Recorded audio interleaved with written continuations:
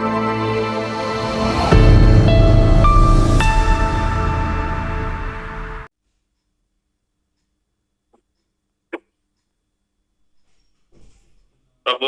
స్తోత్రములు. కూడి వచ్చిన మీ అందరికీ నా యొక్క వందనాలు తెలియజేస్తున్నాను. ஓய்ந்த ஆண்டவரோட நாமத்தை நான் மகிமைப்படுத்துகிறேன்.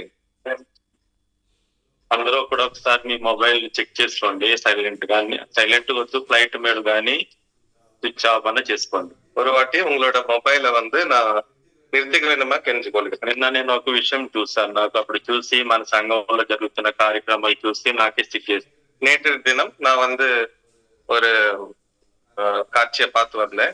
మా ఆఫీస్ లో టీ బాయ్ అతను ప్రేయర్ చేసుకున్న టైంలో ముస్లింలు కదా, ఫోన్ వస్తా ఉంది, అసలు ఎత్తల. முஸ்லீம் அவங்க வந்து ஒரு முஸ்லீம் பையன் வந்து நமாஸ் படிக்கிறப்ப இந்த போன் வந்து ரிங் ஆயிட்டு இருந்துச்சு. ஸோ அது வந்து அவர் எடுக்கவே இல்லை. అతను మేనేజర్ దగ్గర టీ బాయ్ మళ్ళీ టైం அவர் வந்து మేనేజర్ కిட்ட టీ బాయ్ இருக்காరు. మనలో చాలా మంది సైలెంట్ లో పెట్టి నేను చర్చిలో ఉన్నాను వెనకాల మళ్ళీ చెప్తున్నారు. நம்ம சர்ச்ல வந்து என்ன பண்றாங்கன்னா, நான் வந்து சர்ச்ல இருக்கேன்னு சொல்லி இடைக்கு வந்து போன் எடுத்து பேசுறாங்க. ఒకవేళ బైబిల్ చూసుకుంటున్నామంటే అది ఫ్లైట్ మోడ్ పెట్టుకుంటే బైబిల్ కూడా చూసుకోవచ్చు. ஒருவேளை நம்ம வந்து బైబిల్ பார்க்கிறோம் మొబైల్ని சொன்னா நீங்க வந்து ఫ్లైట్ మోడ్ యూస్ பண்ணி பார்க்கலாம். చూడండి, అతను తన దేవుడికి గౌరవించాడు బాస్ కంటే. அவர் வந்து ఆండవருக்கு అవ్వలో ஒரு ప్రయారిటీ அவர் கொடுக்குறாரு. మనం కూడా ఏం చేస్తామంటే మన పర్సనల్ ఫోన్ వచ్చింది, మన బాసుల దగ్గర, మన ఓనర్ల దగ్గర మన ఫోన్లు వేస్తాం.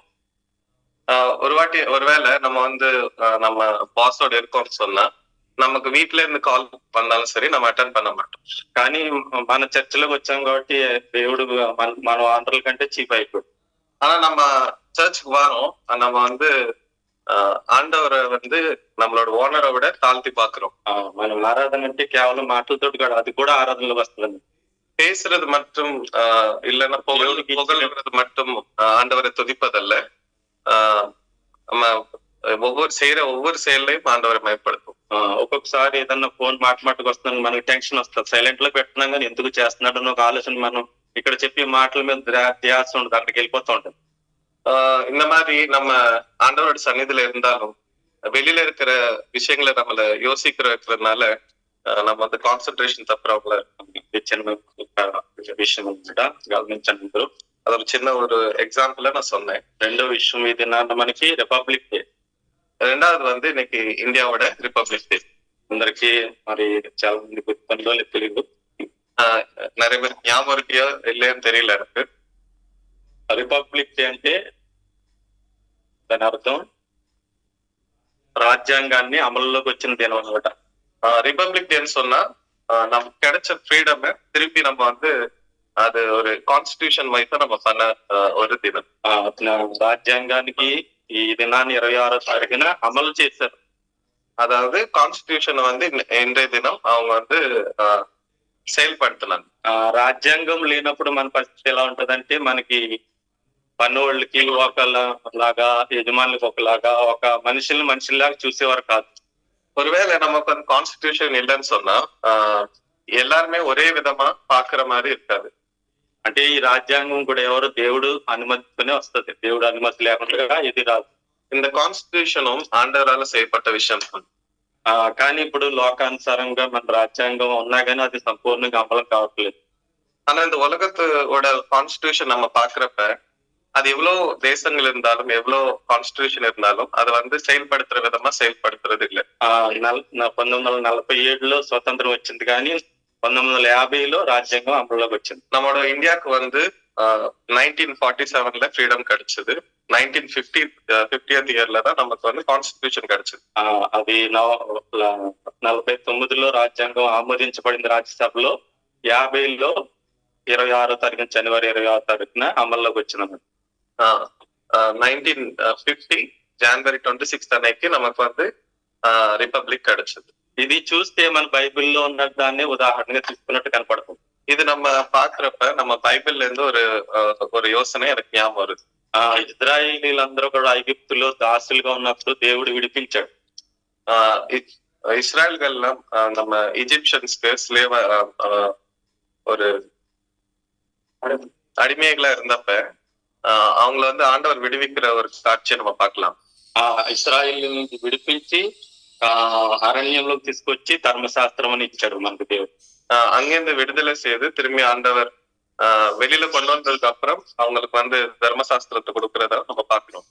ఇప్పుడు ధర్మశాస్త్రం ఇచ్చిన తర్వాత మనుషులు ఏం తినాలి, దేవుణ్ణి ఎలా పూజించాలి అనేది అన్ని కూడా వివరించాడు.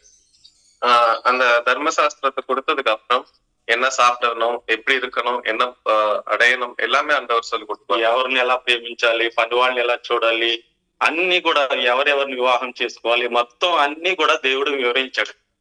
யார కళ్యాణం பண்ணணும், எப்படி இருக்கணும், எப்படி வாழணும் எல்லாமே ఆండவர் சொல்லி கொடுத்தாరు. ముఖ్యమైన 10 ఉన్నాయి కానీ 10 తర్వాత ఈ తిని వివాహాలు అన్ని కూడా తర్వాత వస్తాయి. 10 கட்டளைகள் ஆண்டவர் கொடுத்திருக்கிறார். ஆனா 10 కట్టడகளோடு சேர்ந்து అనేకమైన కట్టడகளை ఆండவர் கொடுத்திருக்கிறார். అందులో మొట్టమొదటి ఏంటంటే నీ దేవుడైన యెహోవా నేనే దాసుల గృహమైన ఐగుప్తులో నుండి నిన్ను వెలుపలికి రప్పించానంటారు. அதுல ஒரு வசனம் சொல்லுகிறது, நான் தான் யெகோவா எங்க தேவன் உன்னை ఐగుప్తులో இருந்து வெளியில கொண்டு வந்தேன். ఐగుప్తులో 10 దేవతల్ని వాళ్ళు ఆరాధిస్తూ వచ్చారు. ఐగుప్తు దేశத்துல 10 విధமான ஒரு దేవతகளை அவங்களை ఆరాధన செய்தவர். 10 దేవతల్ని దేవుడు నేనే దేవుడు అని చెప్పడం కోసం 10 ఆటల్ని ఆయన జయించాడు. 10 తెగుళ్ళు చేత వాటిని నాశనం చేశాడు. అక్కడ அந்த 10 அதுக்கு சார்ந்தா ஆண்டவர் என்ன செஞ்சிருக்காருன்னா 10 நோய்களை கொண்டு வந்திருக்கிறார். అప్పుడు తర్వాత యోర్దాను దాటిన తర్వాత ఎర్ర సముద్రం దాటిన తర్వాత దేవుడు ధర్మశాస్త్రాన్ని ఇచ్చాడు. அதுக்கப்புறம் நம்ம அந்த யோர்தான் நதியை தாட்டினதுக்கு அப்புறம் தான் ஆண்டவர் தர்மசாஸ்திரத்தை கொடுத்தார். రెండో ఆజ్ఞలు నేను తప్ప వేరొక దేవుడు నీకు ఉండకూడదు.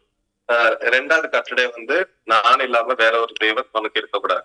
అంటే మళ్ళీ మనకి ఇంకొక కొత్త వాళ్ళకి ఇంకొంచెం మనసులో వేరే వస్తుంది, అంటే వేరే దేవుడు ఉన్నాడా, வேற దేవుడు ఉండకూడదని చెప్తున్నాడు. யாராச்சும் புதுசா நம்மளோட సభకి வந்தா நிறைய பேர் நினைப்பாங்க வேற யாராச்சும் దేవుడు இருக்காங்களா.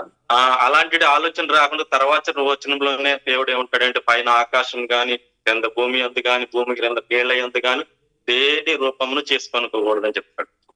அதனாலதான் ரெண்டாவது கட்டளையா ஆண்டவர் என்ன சொல்கிறார்னா ஆகத்திலும் பூமியிலும் பூமியின் கீழையிலும் எந்த விதமான రూపத்தை మీరు చేయకూడదు.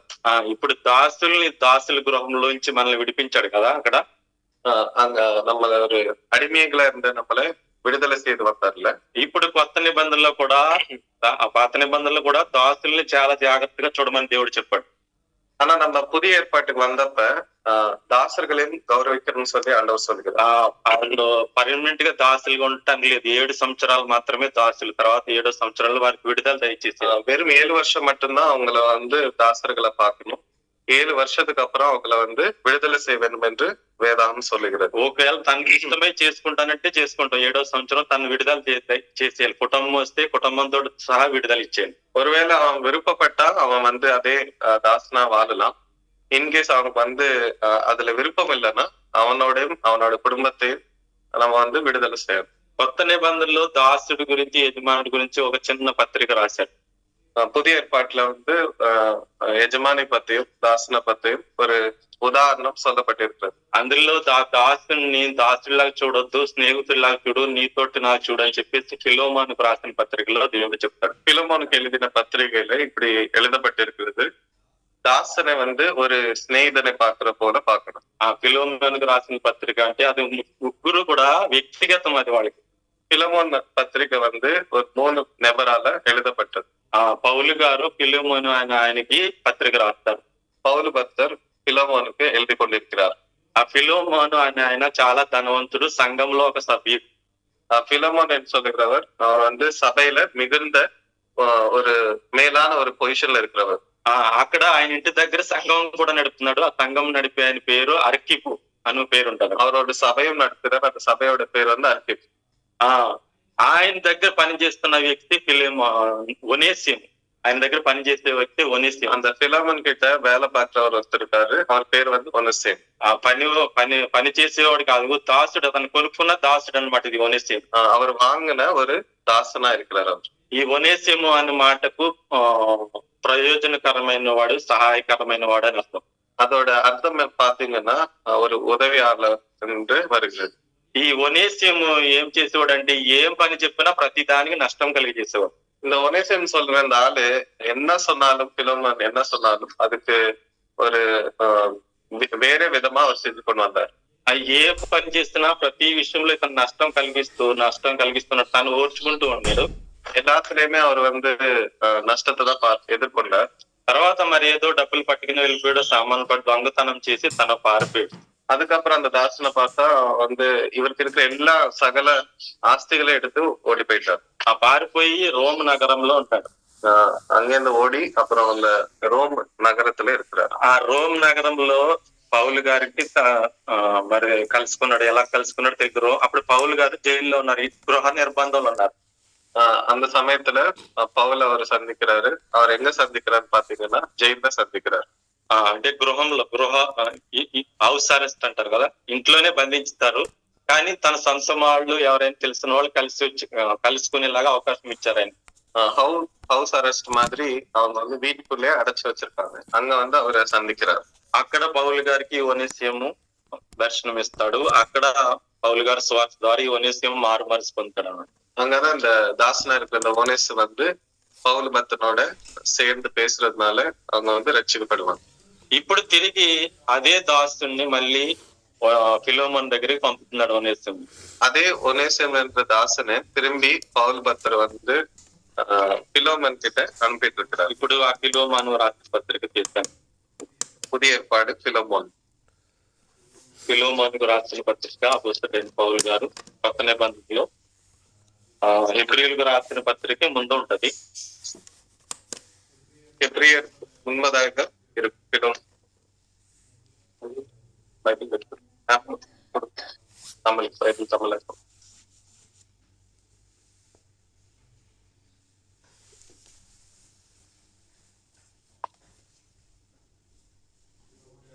అధ్యాయం 15 నుండి 15-16 వచనాలకు కలిసినే చదవచ్చు.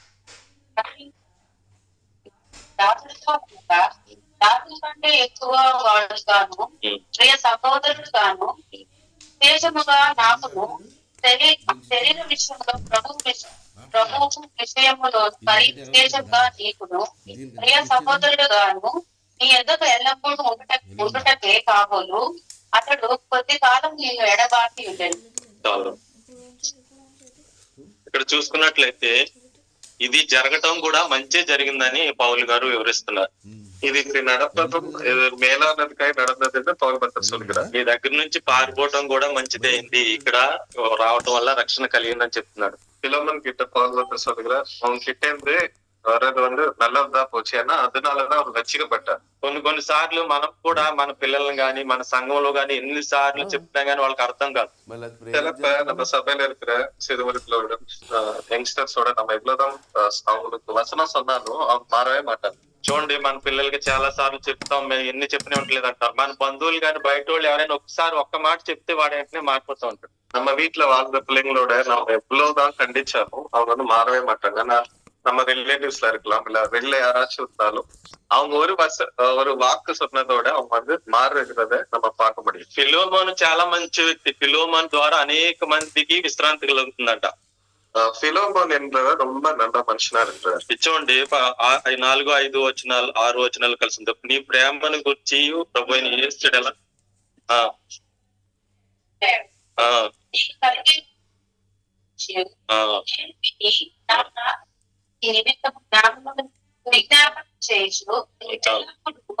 నా దేవుడికి చెల్లించు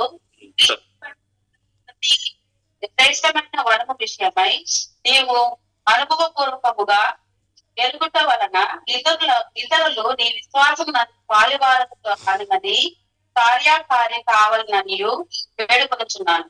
చూడండి, ఇతను సంఘాల పరిశుద్ధుల ఎడల ప్రేమ కనపరుస్తున్నాడు. சபையில இருக்கிற அந்த பரிசுத்தர்களோட வந்து எவ்வளவு அன்பை புரிந்திருக்கிறார். 7వ వచనంలో చూసుకుంటే పరిశుద్ధుల హృదయములు నీ మూలముగా విశ్రాంతి పొందినందున నీ ప్రేమను బట్టి నాకు విశేషమైన ఆనందము ఆదరణ వచ్చింది. తర్వాత 2వ వచనంలో చూస్తుంటే నీ ఇంట్లో ఉన్న సంఘమునకు, అంటే ఇంటిలో ఉన్న సంఘంలో పరిశుద్ధులందరూ కూడా చాలా విశ్రాంతిగా ఉన్నారు, నెమ్మదిగా ఉన్నారు, తను ప్రేమగానే చూస్తున్నాడు. 7వ వచనத்தை நம்ம பாக்குறப்ப பிலோமோன் வீட்டுல இருக்கிறவங்க విశ్వాసిகள் ఎట్లా இருக்காங்களோ அவங்க எல்லாம் నెమ్మదిగా இருக்கிறத நம்மள பார்க்க முடியும்.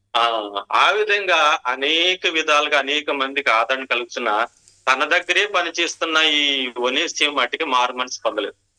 அப்பேற்பட்ட ஒரு ஆளுகிட்ட இருந்தாலும் அந்த ஒனேசியம் வந்து மாறவே இல்லை.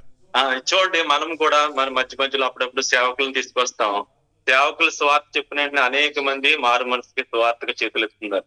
நம்ம அந்த ஸ்பெஷல் மீட்டிங்ஸ் டைம்ல எல்லாம் இந்தியால இருந்து நம்ம வந்து சர்வன்ஸ் ஆஃப் காட் கொண்டு வருவோம். அவங்க ஒரு வசனம் சொன்னதை விட எத்தனை பேர் மாறுகிறத ரட்சிக்கப்படுறத நம்ம பார்க்க முடியும். ఇప్పుడు దొంగతనం చేసి నష్టం చేసి పారిపోయిన వ్యక్తి పౌలు గారి దగ్గరికి వెళ్ళిన వెంటనే పౌలు గారి ద్వారా రక్షణ పొందిస్తాడు. இங்க மோசம் செஞ்சு ஓடி போன அந்த ஆளு పౌలు భక్తుని சொன்ன ஒரு వాక్కోడ அந்த ఆలు రక్షిపడ్డది நம்ம பார்க்க. ఇదిగో 13వ వచనంలో మాట చెప్తున్నాడు. 13వ వచనం. నీకు ప్రతికాకులు నాకు ప్రతిసారం చేయ నిమిత్తం నా యొక్క అతన్ని ఉంచుకున్నామంటే వచ్చింది గాని. ఒక్క నిమిషం. 10 లాస్ట్ లో నా బంధకములలో నేను కనిన కుమారుడు ఒనేసిము అంటున్నాడు. 10వ వచనం. అంటే బంధకములు అంటే ఆయన జైల్లో ఉన్నప్పుడు అది అక్కడ పైన ఏమంటున్నాడు, నేను క్రీస్తు ఖైదీని అంటున్నాడు పౌలు గారు. ఆ జైలులో ఆ బంధకాలంలో ఉన్నప్పుడు స్వార్థ చెప్పడం వల్ల పుట్టిన వ్యక్తి అంటున్నాడు. அந்த சிறைசாலையில அவர் இருக்கிறப்ப அங்க அந்த போதிக்கிற அதனால அவர் மாறி இருக்கிறது. அதனாலதான் கிறிஸ்தேசுல எனக்கு கிடைச்ச குமாரன் சொல்லுகிறார். பிலமோனும் పౌలు భక్తునోட వాక్కు కేட்டுதான் அவர் రక్షింపబட்டிருக்காరు. అందుకని కింద ఏం చెప్తాడంటే, ఇదిగో నీ ఆత్మ విషయంలో నీవే నాకు రుణపడి ఉన్నావని చెప్పను ఎలా అంటున్నాడు. 19 లాస్ట్ భాగంలో 19వ వచనం.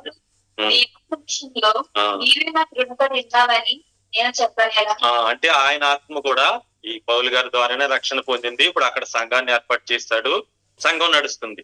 அதாவது அந்த அவரோட ஆவியும் పౌలు భక్తున அவரோட மூலமும் தான் அந்த రక్షింపబட்டிருக்காరు. పౌలు గారి పని ఏంటి, ఎక్కడికి వెళ్ళినా స్వార్థ ప్రకటిస్తాం, అక్కడ మంచి వ్యక్తిని సంఘ కాపరిగా పెట్టేయటం. பவுல் சிஷியனோட வேலை பாத்தீங்கன்னா, அவரோட ஊழியத்தை நீங்க கவனிச்சீங்கன்னா, எங்க போனாலும் చిన్న చిన్న సభలో ஒரு ఆளை தேர்ந்தெடுத்து அவரை నియమించి అங்கிருந்து పోవారు. ఈ విధంగా తిరిగి ఈ దాసుని ఇప్పుడు ఎందుకంటే అధికారికంగా పిలోమనికే ఈయన దాసుడు అవుతాడు. ఎందుకు కొనుక్కున్న దాసుడు ఆయన ఒనేసియం గారు. ఎదుకు తిరిగి తిరిగి அந்த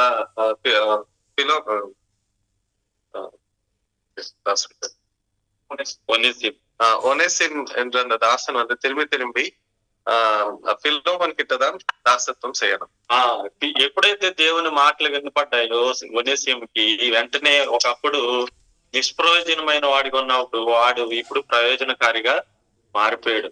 இந்த ஆண்டவரோட சுவிசேஷத்தை கேட்டதுனால எவ்வளவு மோசமா இருந்த ஆள் வந்து ரொம்ப நல்ல రీతిలో அவர் మారుறதை நம்ம பார்க்க முடியும். అదే 11లో చెప్తున్నాడు, అతడు మునుపు నీకు నిష్ప్రయోజనమైన వాడే గాని ఇప్పుడు నీకును నాకును ప్రయోజనకరమైన వాడైంది. 11వ వచనத்துல அதை வச்சு குறிப்பிட்டிருக்குது.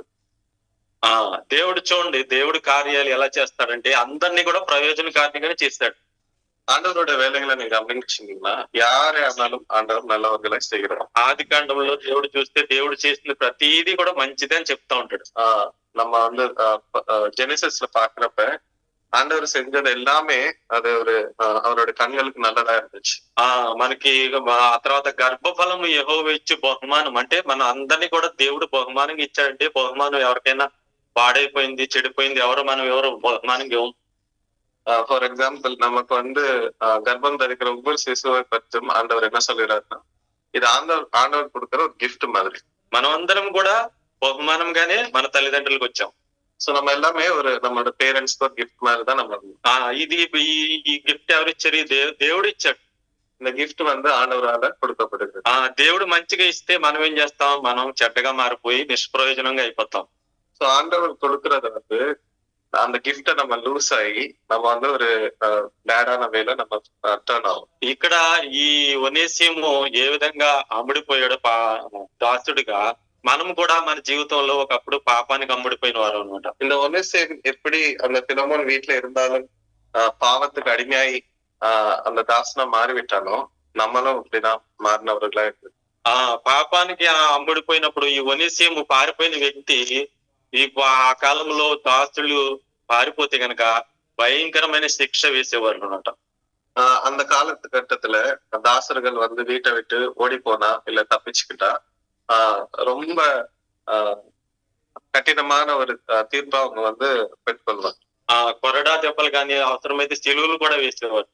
సో ரொம்ப కఠినమైన తీర్పు வந்து கிடைக்கும். ఇతను పారిపోవటమే కాదు, ఏదో నష్టం చేసి వెళ్ళిపోయాడు, దొంగతనం చేసి వెళ్ళిపోయాడు. இவரு வெறும் அங்கிருந்து எஸ்கேப் மட்டும் ஆகல, ஆனா அவருக்கு இருக்கிற எல்லாத்தையும் எடுத்து ஓடிவிட்டார். అలాంటి వ్యక్తిని దేవుడు మళ్ళీ తీసుకొచ్చి నీ దగ్గరే ఉంచు, ఇప్పుడు నష్టం ఏదైనా కలిగితే నేను పెట్టుకుంటాను కానీ నువ్వు అతన్ని ఇంకా ఎక్కువ ప్రేమించాలి, ఇప్పుడు దాసుడు కాదు సహోదరుడిగా ప్రేమించాలని. அப்பேற்பட்ட ஒரு மனுஷனை திரும்பி அதே வீட்டுக்கு ஆண்டவர் அனுப்பி என்ன சொல்கிறாருன்னா, நீ அந்த மனுஷனை நீ நேசிக்கணும், அப்புறம் அதுக்கு ஏதாச்சும் ஒரு நஷ்டம் ஏற்பட்டா நான் அதை செலுத்துவேன்னு ஆண்டவர் சொல்லுங்க. 18లో చెప్తున్నాడు చూడండి, 18వ వచనం. అప్పుడు నీకు అతడు 18 అతడు ఏ నష్టమైనను నీకు కలుగు. చదవండి. నష్టమైనను కలుగజేసిన ఎడలను నీకు ఏమైనా రుణమున్న ఎడలను అది నా లెక్కలో చేస్తున్నాను. పౌలను నేను నా స్వహస్తములతో ఈ మాట రాయించున్నాను. చాలు చాలు, ఇక్కడ చూడండి, నష్టంకి ఏది కలిగి చేస్తున్నా గానీ నేను తీరుస్తానని పౌలు గారు వాగ్దానం చేస్తారు. సో పౌలు భక్తులు வந்து அந்த ஒரு అష్యూరిటీ அவர் கொடுக்கிறார். ఆ నష్టం ఇష్టం కాబట్టి తర్వాత ఏం చెప్తున్నాడు, ముందర చదువున్నట్టుగా ఇక్కడ దాసుడిగా కాదు ప్రియమైన సహోదరుడిగా, విశేషంగా ప్రియమైన సహోదరుడిగా చూడమంటున్నాడు. సో அவர் வந்து தாசனா பார்க்க கூடாது, ஒரு సహోదరుని పోల నేను பார்க்கணும்னு ఆండவர் சொல்லுகிறார்.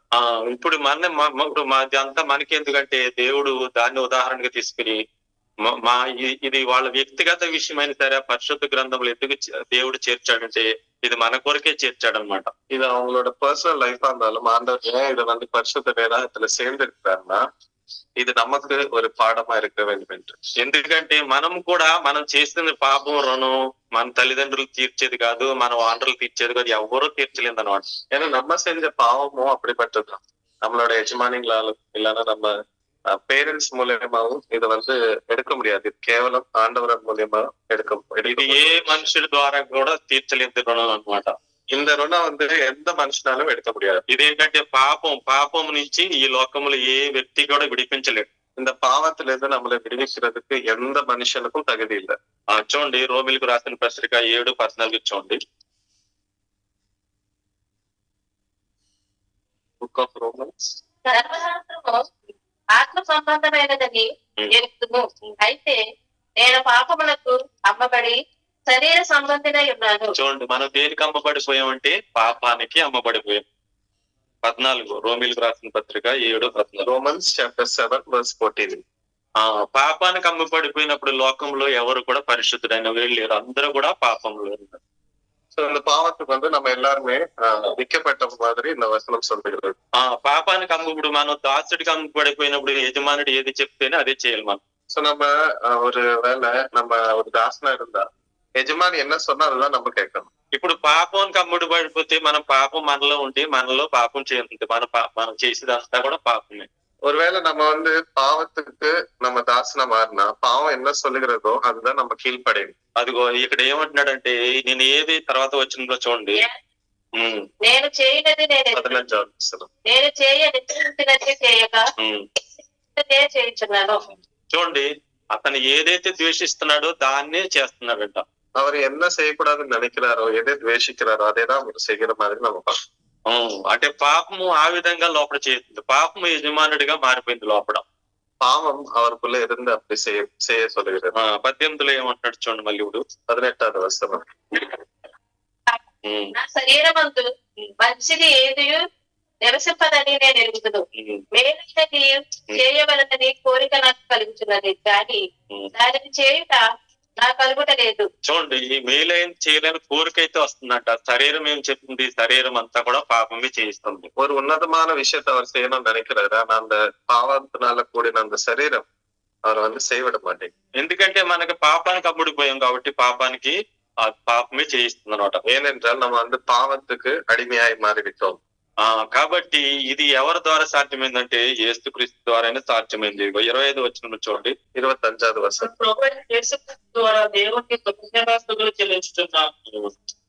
మనస్సు విషయంలో నేను దైవ నియమమును, శరీర విషయంలో పాప నియమమును దాచున్నాయి ఉన్నాను. ఎందుకు వచ్చిందంటే యేసుక్రీస్తు వారు ఆయన విశ్వాసించడం వల్ల ఆయన ద్వారా మనం ఆత్మను పొందుకున్న పరిశుద్ధ ఆత్మ. நமக்கு எப்படி இந்த பரிசுத்த ஆடி வந்து கிடைச்சதுன்னு சொன்னா நம்ம ஆண்டவராக இயேசுவை விசுவாசிக்கலாம். ఎప్పుడైతే దేవుని ఆత్మ మనలోకి వచ్చిందో అప్పుడు దేవుని ఆ శరీర కార్యాలు మనం జయించడానికి శక్తి ఇస్తున్నాడు అనమాట. ஆண்டவரோட ஆவி நம்ம மேல வந்ததுக்கு அப்புறம் தான் நம்ம இந்த శరీరத்தை జయిక நமக்கு వెற்றி கிடைக்கும். ఆ తర్వాత అధ్యాయం 8:2 చూడండి. క్రీస్తు యేసునందు రోమన్స్ చాప్టర్ 8 పాప బంధముల నియమం దీనిని విడిపించేది. చూడండి, ఎప్పుడైతే ఆత్మ వచ్చిందో ఆ పాప మరణాల నియమాల నుండి మనకి తప్పించింది దేవుడు. సో ஆண்டவரோட ஆவி நம்ம மேல வந்ததுக்கு அப்புறம் நம்ம வந்து இந்த శరీరத்தை జయిக்கிறதுக்கு ఆండవర్ వెற்றி கொடுத்திருக்காரு. ఎందుకు ఎలా జరిగిందంటే ఏ విధంగా అయితే పౌలు గారు అతడు ఏదైనా నష్టం కలిగించేస్తే నా లెక్కల్లో చేర్చుకో, నేను ఆ రుణం తీరుస్తానని దేవుడు పౌలు గారు ఎలాగా ఒనేసిముకి గురించి ఫిలెమోనుకు రాస్తున్నాడు. ఇక్కడ యేసయ్య ద్వారా ఆ రక్షణ మనకు వచ్చిందనమాట. మన పాపానికి లెక్క యేసయ్య చెల్లించాడు కాబట్టి యేసయ్య మధ్యవర్తిగా మనకున్నారు.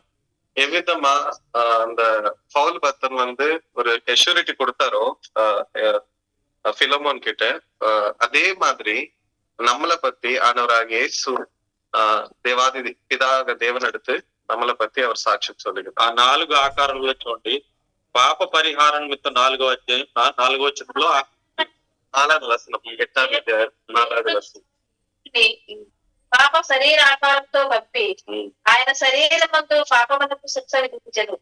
చూసారా, ఆ శరీరంలో మన శరీరం ఏదైతే పాపానికి లోనైపోయిందో ఆ శరీరానికి శిక్ష పరిశుద్ధమైనటువంటి దేవుడిగా ఆయన రావటం వల్ల మనకు రావాల్సిన శిక్షను ఆయన వేసుకుని అక్కడ దాన్ని విడుదల దయచేశారు. సో நம்ம எந்த பனிஷ்மெண்ட் எடுத்துக்கொள்ளணுமோ அது ஆண்டவராக இயேசு அவர் மேல எடுத்துக்கொண்டார். తర్వాత ఇంకొక వాచనం చూడండి, 12లో చూడండి. కాబట్టి సహోదరులారా, శరీరానుసారంగా ప్రవర్తించుటకు మనము శరీరమునకు రుణస్థులము కాము. ఇంకా శరీరానికి రుణస్థులం కాదు. ఇంకా ఒకప్పుడు శరీరానికి మన మీద ఉన్నటువంటి రుణం అనేది తీరిపోయింది అనమాట. ஒரு காலத்துல நம்ம வந்து சரீரத்துக்கு தாஸ்தர்களா இருந்தோம். ஆனா இன்றைய தினம் ஆண்டவர் ஆவி மூலமாய் நம்மளை విడుదల செய்திருக்கிறார். ఇది ఏ విధంగా తీరిందండి? ఇది సిలువలో ఆయన మనకు మీద ఉన్నటువంటి పాపాల లిస్ట్ అంతా కూడా ఆయన తీసివేసినట్టుగా ఉందా మనకి. ఇది எப்படி நடந்ததுன்னு சொன்னா நம்ம இவர் படிச்ச மாதிரி ஆண்டவராக இயேசு அவர் மேல அந்த எல்லாம் அவரை சுமந்து கொண்டார். அவர் மூலமா நமக்கு இந்த வெற்றி கிடைக்கும். ఇంకొక వచనం చూసుకుని మనం ముగించుకుందాం. కొలస్సీయులకు రాసిన పత్రిక 2:14 చూడండి. కొలస్సీయులకు రాసిన పత్రిక 2వ అధ్యాయము. ఇప్పుడు రాకపోవడం మన మీద రుణముగాను మనకు విరోధముగాను నుండిన పత్రమును మేకులతో కొట్టి దాని మీద రాతను తుడిసి అయితే మనకు అర్థము లేకుండా దాన్ని ఎత్తివేసి అన్నిటిని క్షమించి ఆయనతో కూడా చాలు చూసారా, ఇక్కడ అంత స్పష్టంగా రాయబడింది. ఆయన సిలువకు కొట్టేసి ఆ రుణాన్ని అంతటా కూడా తీసేసి ఆయనతోటి పాటు మనకి జీవాన్ని అనుగ్రహించాడు దేవుడు. కొలస్సీస్ చాప్టర్ 2 verse 13 to 15. కాబట్టి ఒనేసిము యొక్క రుణాన్ని పౌలు గారు ఏ విధంగా తీర్స్తానని మాటిచ్చారు. మన రుణం అయితే యేసుక్రీస్తు వారు మొత్తం ఆయన సిలువలో తీర్చేశారు.